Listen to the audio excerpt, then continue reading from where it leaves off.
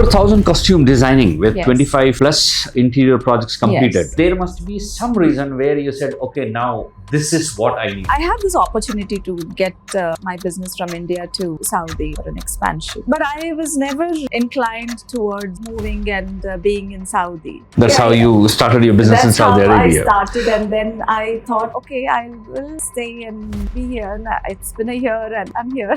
Actually, before I moved in, people told me, no, Saudi is Very strict country. It's a very, very strict country, Okay. and there are certain rules, and you have to be like this, and so many things. But now, as the Saudi is transforming to a different level, I don't think there is any kind of restrictions or Yes. any blockage. So, how do you take your company, Hayat Home, contributing toward the growth of in economy of Saudi Arabia? Most of the foreign investors, especially in India, with whom I meet frequently, and even from different countries, they say they have the vision of starting their business in Saudi, but they are afraid how difficult it will be, how exactly they have to start. They have got no idea, no clue, and they're afraid to invest in Saudi Arabia. You have invested here, you have Yes. started your company here. So did you find any difficulties in starting your business, or was it very easy for you, or any ups and downs which came to start your business? So how do you see women empowerment and women transformation in Saudi Arabia? I think it is commendable because the kind of positions women are taking in this country it's absolutely commendable. When I talk to some women and I look at them, everybody has a PhD. When I go to bed, I tell myself that I'm thankful for everything, for all the blessings. But I also tell myself, thank you for putting me through those challenges because it is actually shaping me. Assalamu alaikum and good morning. This is Ikram once again with a new episode of TiP, the Ikram Podcast. In Ikram Podcast, we try our best to bring the best stories for you, which motivates a lot of people. Today, we have a very distinguished person among with us. She's none other than Miss Santoshi Roopa, a distinguished serial entrepreneur, a dynamic leader with nearly 2 decades of creativity and impact across industries. She is the founder and managing director of Hayat Homes, and also plays a role in venturing in Saudi Arabia and India. From designing over 1,000 film costumes to leading more than 25 high-end interior products, Ms. Santoshi has redefined standards of excellence. Blending timeless elegance and innovation, her work earned a multiple recognition, including Woman of the Year by Skoda, Woman in Manufacturing by Government of Telangana, and Global Power Woman Leader 200. Please allow me to welcome you, Ms. Santoshi Roopa, to TiP, the Ikram Podcast.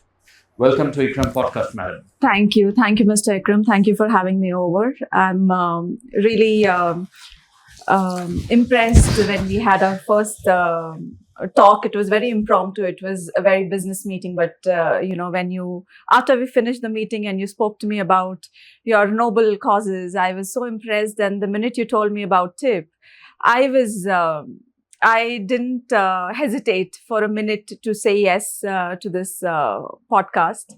In fact, I'm a little away from all this, but because of the cause, which you support and the intention behind, your podcast, I'm very impressed. So I wish you all the best. Thank you very much. Thank you very much for accepting our invitation and being the guest on the Ikram Podcast. Pleasure. So starting with your journey, how did you start your career as a designer, or we can say entrepreneur, back in India? Yeah. So my journey began in the early 2000s. Okay. And it started just out of curiosity. Okay. I was always intrigued towards design, art, to create something. And what was a major point for me to get into design was I needed to put my energies into something which someone can see and notice, and someone can experience it. It's basically about the experience. So I wanted to give that kind of an experience. And another fascinating point is because I grew up in India, and we have so many states, and every state has its own culture. Correct. And, very true. it has its own representation of its art. If you see, it's not just the language, but each state has its culture, be it art, be it dance, be it music, be it expressive form of artistic. It's a multicultural. Yes, Yes, we can say it's a multicultural. yes. And so I wanted to blend everything, Okay. because when I see things in one state, I always used to feel that the other thing was left out.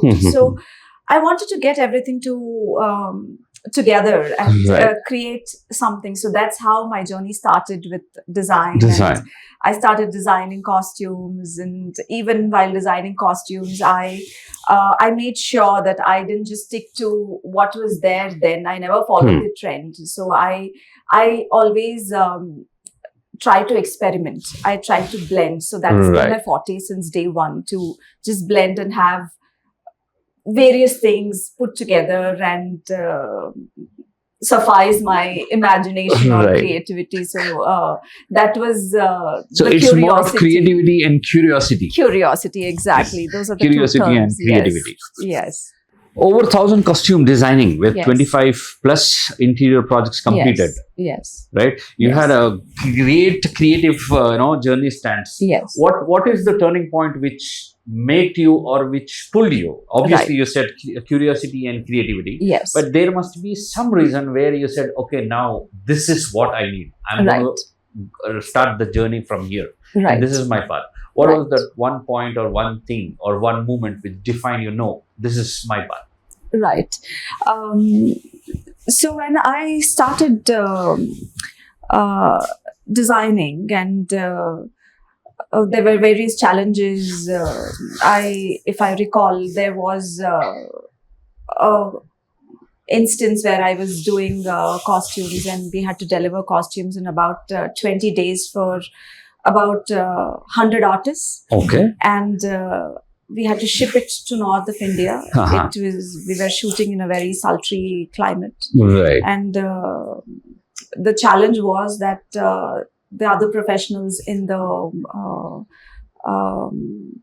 unit, in the industry, they wanted a certain costume which required feathers.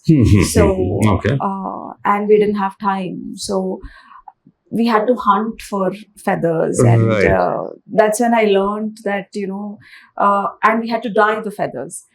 So these are little challenges, which really motivates you and inspire you to do more. And this is what I want to do. Yes.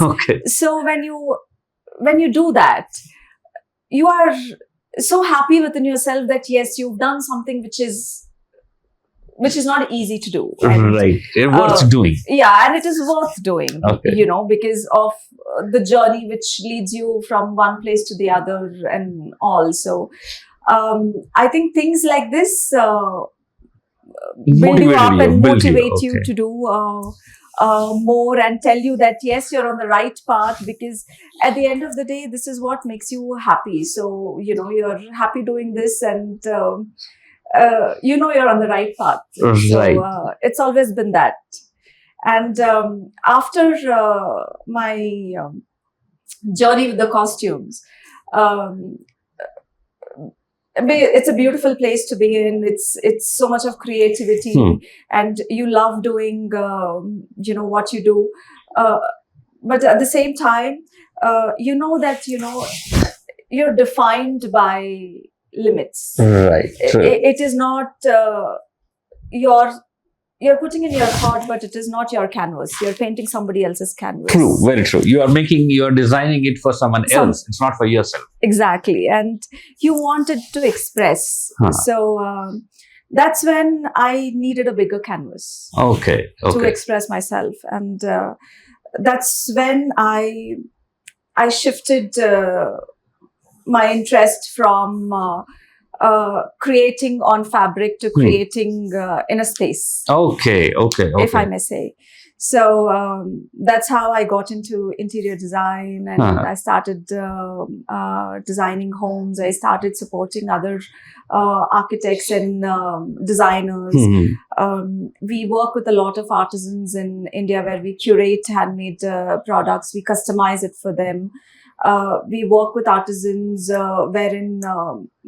who have very exquisite art forms. So we try and get that into homes and fuse it into the contemporary culture. So that's how my journey Then it started. into interior design Right. started. Now, you see, in the whole world, there are so many countries, Right. right? Different Right. countries. What made you choose Saudi Arabia? Yeah, I've been to so many countries. I've traveled across the world, but I always say that I've never been to Saudi before. Okay. And I came here to attend an event called Impact Manor. Okay. So I came just to see it, to experience. Explore things. Explore Okay. and just see around the place and all that. But I think when I started to, I was in two minds, and you can edit that. Sorry. Okay. So I had this opportunity to get my business from India to Saudi for an expansion. But I was never inclined towards moving and being in Saudi. So, but I came to see the place. I had to attend an event called Impact Manor last year. And I came for the event. And I had to set up, the brand and operations and all that here. So I was here, and in the due course, I think I love. I started falling in love with the country. Right. Yeah, it's. I think it's so. What impressed me is how everybody is so progressive, at the same time so rooted in their culture, and how focused they are, how the decision making is very fast here. Right. I love how they try to blend the culture with work, and it is not away. It is a part of it. So even when you're dealing with them, you can see the culture. When you're dealing with them. Correct. And I think out of that, everything is born. Because your business is based on so many values, and that you're in the right place, which holds so many values, dealing with the right people. So I think that impressed me so much, and. That's how you started your business in Saudi Arabia. That's how I started, and then I thought, okay, I will stay and be here. And it's been a year, and I'm here. Right. So I'm sure you have visited Dubai and different countries. Yes. So how do you feel the culture difference of Saudi Arabia? Because you are from India, Yes. I'm from India, so we have got different cultures. Yes. And the culture here in Saudi Arabia is very different. Yes. So how easy was it for you to adopt the culture of Saudi Arabia? Yes. Actually, before I moved in, people told me that no, Saudi is, Very strict country. It's a very, very strict country, Okay. and there are certain rules, and you have to be like this, and so many things, So I came to this country with so many things in my mind. But when I came here, I was taken aback, because whatever I came here in my mind with, it is so different. It is exactly the opposite. So I did not have a culture shock when I came here, because I was already told something before coming here. But when I came here, it was just the exact opposite. Of that. So it was kind of it settled me in. Okay. So I was taken by surprise instead of a culture shock. I can say. And I think I'm very grateful that I've been directed to this country. Okay. it is just so destined, because I do not have an answer if you say Right. exactly like why I chose. I don't want to say that I chose the country. Maybe the country chose me. So I had absolutely no plans. So it Right. just happened. So I would rather say the country chose me than me choosing Saudi. Right. Yeah. You see, with the Vision 2030 Yeah. and with the transformation what Saudi is going right now, if you see the old Saudi Arabia culture Yeah. and the new Saudi Arabia culture, it is a lot of difference. Yes. So now you, as a woman, you Right. don't have any restriction to wear any Right. dress, whatever you want, you Right. can wear it. You can go out with abaya. Right. Obviously, there were a lot of things. Before coming, people will tell you, you cannot go out without abaya. You have to, adopt the Right. culture. But now, as the Saudi is transforming Right. to a different level, Yes. I don't think there is any kind of restrictions or Yes. any blockage Yes. which this thing. So, you being a woman in Saudi Arabia, did you face any threat, any kind of fear or something being alone here? Have you ever? Absolutely no, not even for a minute. And I can vouch for it, not even for a minute. I felt so safe, so secured. Never. And not even for a minute. Yes. In any kind of instance, Right. I must say. This So, actually I asked you because I get a lot of questions right. from different people saying Yes. that is it safe for women? Oh, it's Right. totally So, safe for women. As a man, I can say yes, it is safe for women. But I wanted you to answer it. Yes. Is Yes. it? Repeat your answer once again. Yes. Is it safe for women? Have you felt any Yes. kind of fear or threat or anxiety here after coming, or how comfortable Not. you are here? Not at all. Not at all. I didn't feel any. There was no fear at all. There was no two doubts about it ever that this country can fear someone. Mhm. There is absolutely nothing. It is, as I said before, also it is so progressive. So if you have your work going on and you're focused on your work, I think this is the best place to be. And now the country is opened up so much, and it's so beautiful. Like, you can just go out and you're safe. Right. You can. I travel a lot. I know I'm safe. I know my home is safe. I know I'm safe here when I come. So I don't have to think twice about anything. So Right.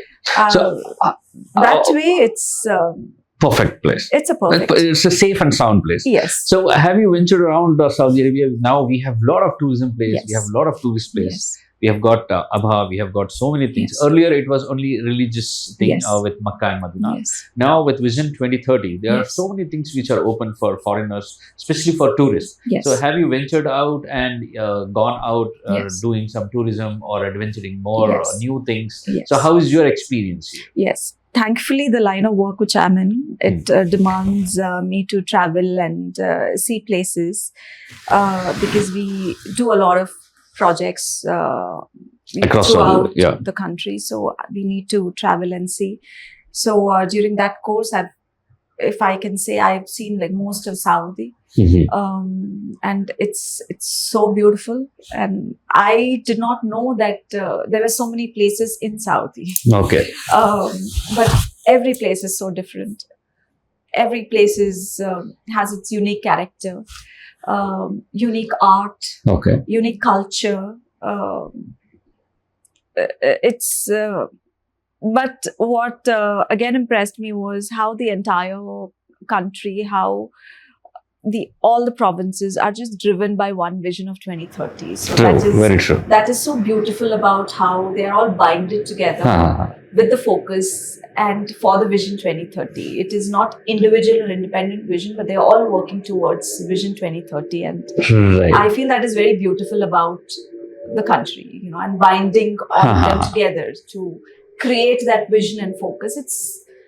It's commendable. It's a collective effort of Exactly. everybody, from government to citizen to Exactly. visitors, everybody. Exactly. Right. So how do you take your company as Hayat Home contributing towards the growth of growth in economy of Saudi Arabia? Yes. Where do you stand? Yes. So we are basically into design, fit out. So we work with projects, Okay. and we do projects ourselves, as well as we support architects and consultants also. So I'm very grateful that we are a part of the transformation of Saudi when this is happening, and we can contribute to the development, to the vision of 2030. And it's immense, because when someone asks me like, okay, what projects have you done, and I go back and say, okay, this project we've done here, this project we've done there, and it is all because they are all aligned towards, again, one mission of aiming towards 2030. And I'm so glad that I have this to say to myself, and that we are a part of this, and we've contributed to this making of the Vision 2030. Right, nice.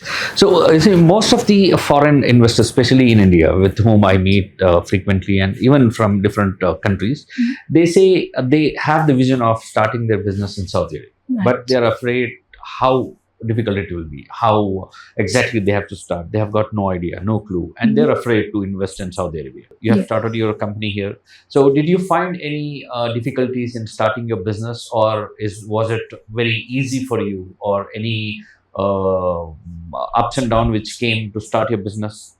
Because this especially I wanted to ask you for those people who have those questions. How do I start? Where do I start? Will it be possible? Is it possible? And if it is possible, what are the disadvantages? So I want you to answer in view of answering all those questions to those people who want to start the business here and who are just holding themselves back because of some reason. Right. That's a very good question, because a lot of people keep asking me the same question as to we want to get into the country, and how and why. I think there's a lot of information outside right now, especially, just that you need to find the right people for your kind of work which you do. So now things have become so easy. You can establish your company. You can be here. You can. There is a new law which is coming up about the ownership also. Yeah, 100% ownership. Yes, 100% ownership is coming up in January. So I think the country is making investors feel very safe, from that standpoint also. Because previously it was, you were a foreigner at the end of the day. But now, because they are making you feel so, I think this is the ideal time for anybody with that intention to come into the country, because the process has been very seamless. You can set up a company in 3 months, like with full ownership, and it's very easy these days. And I just want to recorrect. You can start your company in 25 working days. Actually, in 25, yeah. So you can start your company in 25 working days, and it's so easy. The process it's just so easy. Everything is so transparent. You don't have to run around. You can just sit and do your things right from your desk, and everything is so clear, and the taxation is so clear. The operational structures here are so clear. So that there is a system in place. You just have to follow the system, as simple as that. As long as you follow the system, you're in the right place doing the right thing. So it's very easy. So you want to do the right thing, just follow the system and do it. It's very easy. So anybody can do it. And I think the economy of Saudi is also growing so fast. This is the perfect time to be in Saudi. Right. And second thing is, here in Saudi Arabia, everything is online. Exactly. Right. My question to you is, everything is online. Yeah. From your Ikama to Kiva to your upstream to everything. Exactly. So how easy do you find that? Because with your smartphone, you don't have to carry any documents. Absolutely. You have everything online, from bank opening, account opening, to upstream to Ikama to Kiva, everything. Yeah. So how do you feel that? Because we are from India, right? Right. So we have a different system there. Exactly. So here, the system is different. Exactly. How easy do you find yourself here with all those legal documents and other things? It's very seamless. And because that is the fear which everybody carries, that, how do I go to this office, when I have this? How do I do this? How do I do that? You don't have to go anywhere. You just have to sit in your chair that's it. You get everything done. Last time I was traveling somewhere and I didn't have to check in also. I just had to scan my passport and that's it. I checked in. So it's so simple. So that is what I'm trying to Technology, say. transformation of technology. Technology, exactly. And that is what I was trying to tell you earlier, that, it is so progressive, and a lot of people don't know about it until you experience it. True, very true. So, yeah, I think I'm voicing it out in the right way. No, this I wanted to ask you because whatever questions I'm asking you are the questions which I get on on a direct message on LinkedIn. Absolutely, yeah, to me also. When we give them explanation, it feels like we are giving some making them feel comfortable. But Exactly. when an investor, a woman investor who is all alone here and started a business, then I think your answers and your voice will be 100% more effective than me explaining that. Absolutely. So anybody who is watching this episode will understand what exactly the culture is and how the company can be started and how easy it is. And this is the time to start. Yes. This is the right time to start. This is the right time to start. And especially TiP, the Ikram podcast, is towards the woman empowerment. Exactly. So how do you feel yourself? Do you feel yourself as an ambassador for women empowering, or how do you see women empowerment here in Saudi Arabia? Now a woman can drive, they can own a company, they can be appointed on any post depending on their qualification capacities. So how do you see women empowerment and women transformation in Saudi Arabia? Yeah, I think it is commendable because the kind of positions women are taking in this country it's absolutely commendable. When I talk to some women and I look at them, everybody has a PhD. So it's I was just taken by surprise rather than a culture shock, I would say. So it's commendable, and I think not only for the women in Saudi, but for a foreign woman also like me. You're just welcomed, with so much respect and grace, and it's beautiful. I think you have to be in the place to experience it. Very true. Yeah. When you said about PhD, I have one small story. We had a session in Prince Sultan University, especially for a job entrepreneurship. Right. So there I encountered 2 women. I spoke with them and they said they are looking for a job and they wanted our help. Right. So I said, okay, you give me your CV. Right. So she gave me her CV and she said, okay, she has done 3 PhD. I said, I am so sorry. I cannot find any job to you. 3 PhD. You see, the company with whom we are working, they will say the woman is overqualified. Exactly. And they will not be in a position to justify what salary they can get. Right? So the first question from me to her was, what made you study so much? Why did you study? You are overqualified to get any job. And that was just one. And after that, there were so many women who have done their doctorates, double PhD, 3 PhD. They are overqualified. Overqualified. In India, we say, okay, masters ho gaya, then MS ho gaya, and 1 PhD. Wow, we are doing PhD. It's kind of a big thing for us. But here, out of 10 women, you will find 2 women who have done double PhD. Absolutely. I totally agree with you. I'm telling you, I'm thrown with surprises every step. The more I explore the country, the more I meet people, everything amazes me. So it's beautiful, I think. So did you find any difference in food? Did you find any problem with finding the right food? No, because I think our culture is a little closer. Or do you I cook. I cook. Okay. But I think our culture is a little closer to the Arab culture, and the food is also a little similar. So it's absolutely, I think, you don't feel out of place at all. That's the best part of it. you don't feel out of place, you feel home. So Very true, yeah. very true. What do you feel about this TIP podcast, the Ikram podcast? Because Right. the main intention behind this is to motivate people, give them real stories, Right. inspiring stories, motivate them, especially for women empowerment, youth development, Right. and advocates who are working on addiction prevention Yes. and other things. Yes. So we try to bring the best people on Right. podcast so that they Right. can convey their message, they can tell their stories Right. and motivate others. Right. So do you feel this kind of podcast will Right. make any impact in Saudi or to the listeners or towards aligned with the Vision 2030? Will it make any effect? Of course. Out of 10 people, I think if I have to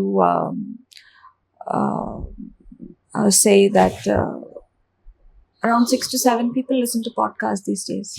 And because they don't have time to sit and watch something, so they want to like watch on the go or like hear on the go and be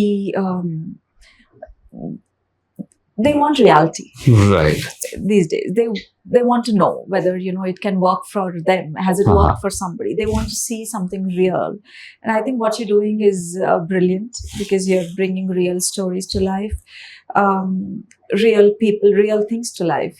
The reality to life, more so, if I can say. And you're not hesitating for a bit to talk about things which are a taboo or things which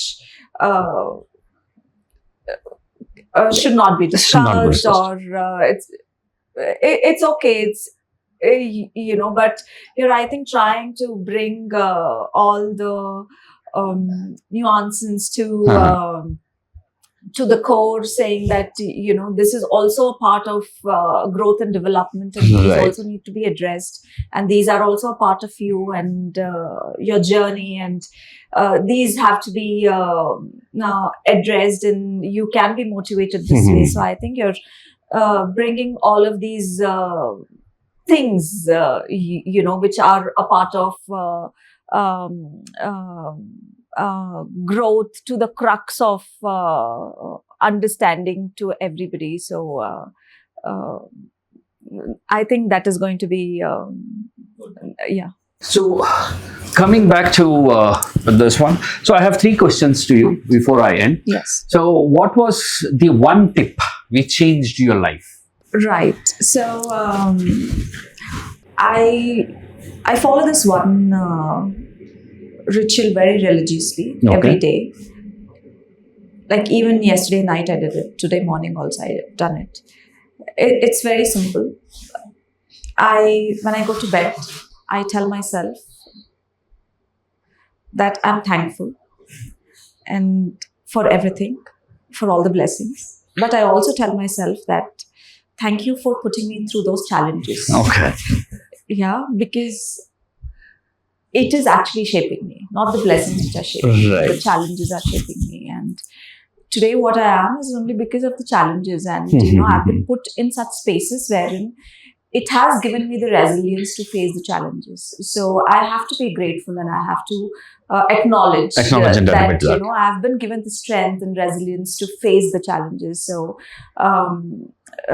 because when you're in a leadership position, you are thrown at with so many challenges and so much of pressure every day. So sometimes it gets very difficult to balance also. But, at the end of the day, when you tell yourself that, you're taking away power from the challenge. So, and it will not consume you the next day. True. So it's just a part of your journey. It is not you. So I think that is one thing which really helped me shape my life, and because it helps me focus on tomorrow, not of what has happened yesterday. And if you have to give one tip to all the women who are listening, on women entrepreneurs and towards women empowerment, what will be that one tip from you to everybody? Right. When people talk about women empowerment, and they say that, I'm doing these activities, I'm a part of this, I do this for women, I give them this and that and all that. um, I think a woman doesn't need to be told that, there is somebody who's going to empower you. A woman needs to be felt that, you have the power in you. And that is what is women empowerment, that you empower yourself because you have that kind of power in you. So a woman needs to be given that. A woman needs to be told that, that you have the power. Yeah, you have the power in you. She needs to be felt. She needs to be seen. She needs to be acknowledged, as you said. She needs to be told that, she has the power in you. That is what a woman requires. She doesn't require any kind of entitlement from anybody saying that, we are going to give you that women empowerment, or we are going to do this women empowerment thing, and, we are going to empower you. No. A woman is very strong enough to empower herself. Just let her be herself and just give her that acknowledgement that she can empower herself. Very true, very true. You see, generally, from my perspective, generally we say, okay, we are doing women empowerment. So I was part of many associations back in India also, and here also I have spoke with few people. I also asked them, what is women empowerment? Right. Women empowerment, what is the definition? What do you do women empowerment? Exactly. Because women are capable of doing multitasking. Exactly. We are not. Exactly. I'm telling this on the camera. We are not. Yes. Right. But women are capable of doing multitasking. Right. The only thing what they need is they need someone to say, we are there. Exactly. Do whatever you want. Yes. You are safe. You just need to create a secured surrounding. Yes. And tell them, this is your playground. Play whatever you want. Exactly. Right. Yes. So women are by birth empowered. Absolutely. You don't need to empower them. Absolutely. You just need to give them a little space. Exactly. A little freedom. Yes. And say, I'm standing there. I'm watching you. Exactly. Yes, that's all. Yes. That they themselves will empower themselves. They have so much creativity. Yes. I have worked with many people. Absolutely, yes. I have worked with many people. Even in Rotary, I have worked with many people. Yes. And the dedication what women can put to any kind of project. Yes. Right? The detailing, the minute detailing. Yes. Okay. We cannot put. We say, okay, this is done. Okay, done. But when we have told, okay, this is done, there will be 100 minute things which needs to be taken care of. Exactly. Right? So for me, women empowerment is giving them space, freedom, security. Right, exactly. Do you agree with that? Absolutely. I think because since ages, they were always given a backseat. And I think that carries in the DNA of the thought process that, we are equipped to be just like this, and we need to be supported. But you don't need to be supported. You are your support. You just have to be given an open space. True. Very true. That's all. Very true. I think a woman can do wonders if she's been given that. Yes. So I would like to tell every woman that, you have the power in you. So just look inside you. That's all. You can do magic. You are magic. Any message you want to give to the men community? That is not my space. Let me talk about women.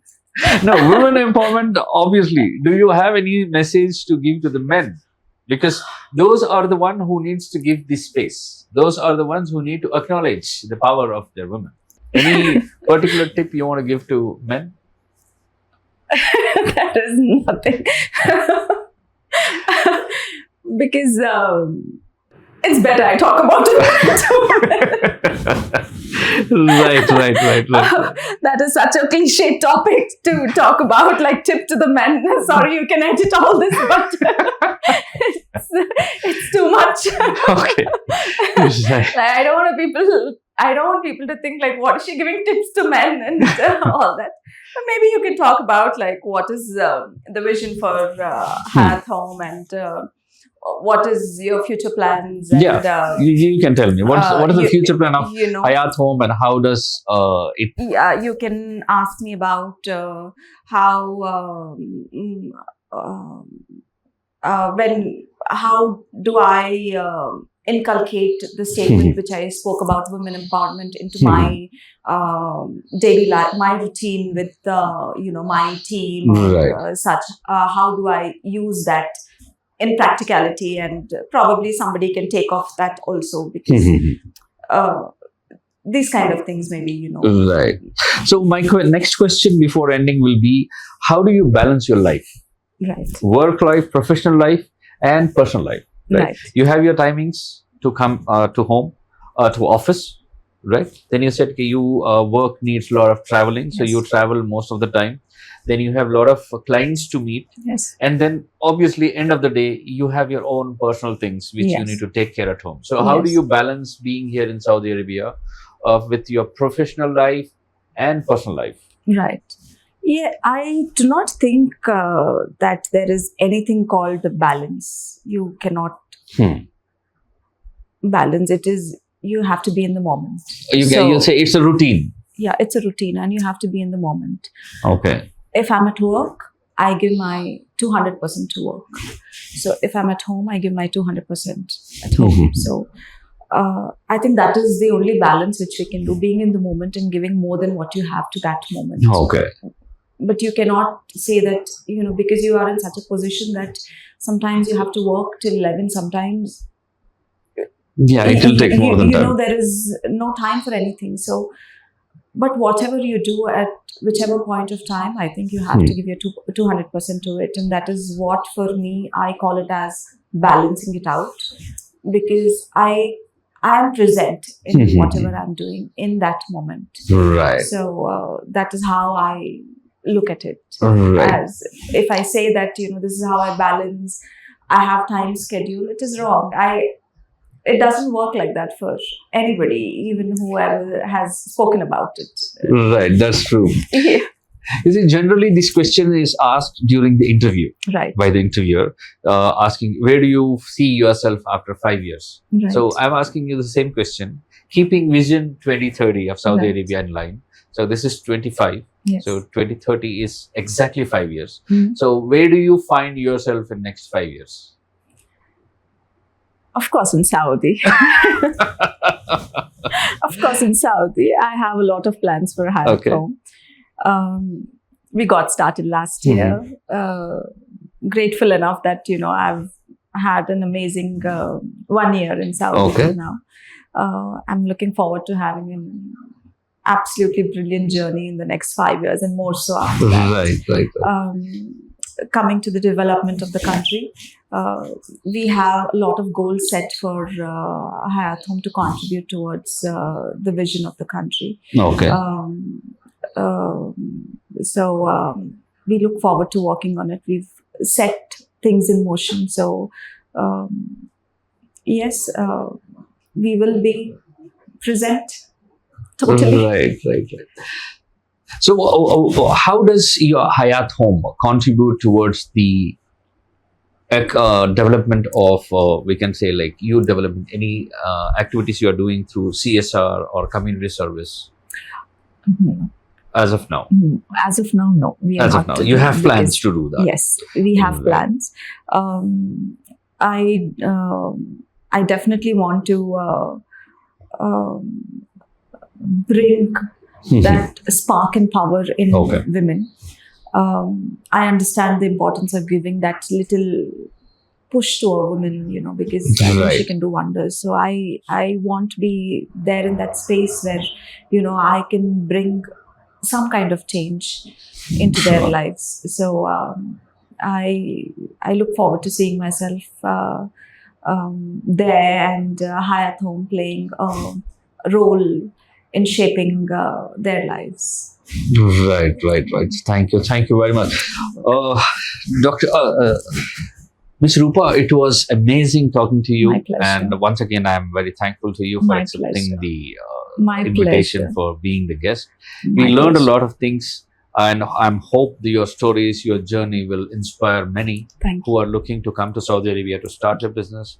And your journey, your story will, inspire and motivate a lot of women who think they are restricted. As you very rightly said, there is no restrictions. you. You just Exactly. need to open the space, think positively. Exactly. Yeah. So thank you very much for coming. My And back to viewers, this is one more telecast, one more episode of TiP, the real stories. So this is what we try to do. We try to bring the best stories for you so that you get motivated and you do the best whatever you can, because this program is completely commercial free and it's powered with by GoGile Technologies. And this is a community service initiative which we have taken, where we find ourselves, empowering or motivating few whatever we can through our podcast, the Ikram Podcast. And thank you once again. If you have subscribed to channel, thank you very much. And if you have not subscribed, I believe you should not miss any of the stories. So thank you very much. This is Ikram Ahmed Khan, the host of the Ikram Podcast. See you again with new story, with new motivation and new personality. Thank you very much.